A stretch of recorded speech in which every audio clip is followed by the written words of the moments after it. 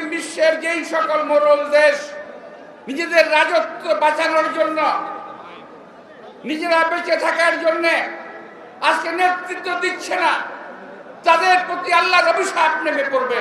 বাংলাদেশে এমন নেতৃত্ব প্রয়োজন, জিয়াউর রহমান দরকার। এই জিয়াউর রহমান যিনি সারা বিশ্বের মুসলিমদেরকে নেতৃত্ব দিতে পারবে। আমরা বিশ্বাস করি আমাদের নেতা তারেক রহমান তার যোগ্য উত্তরসূরি। আজকের এই সময় যদি আমি কথা বলি, অনেকে বলবেন যে চামচাগিরি করতেছে। না, চামচা না, উনি পারবেন। আমি মনে করি উনি ওনার অবস্থান থেকে ব্যবস্থা নেবেন।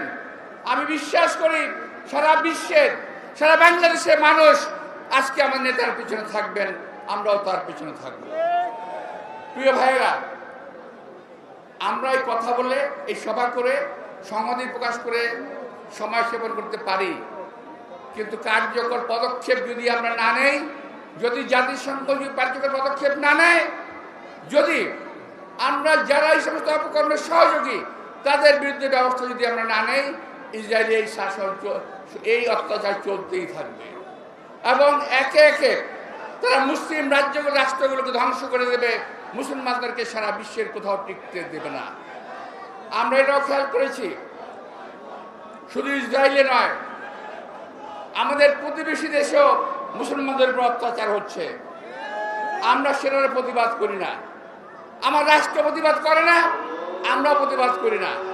আমরা এটার প্রতিবাদ করতে চাই সারা বিশ্বের মুসলমানদের যেখানে মুসলমানদের অত্যাচার হবে, ইনশাল্লাহ আমরা তার বিরুদ্ধে প্রতিবাদ করব, ইনশাল্লাহ প্রতিরোধ করার চেষ্টা করব।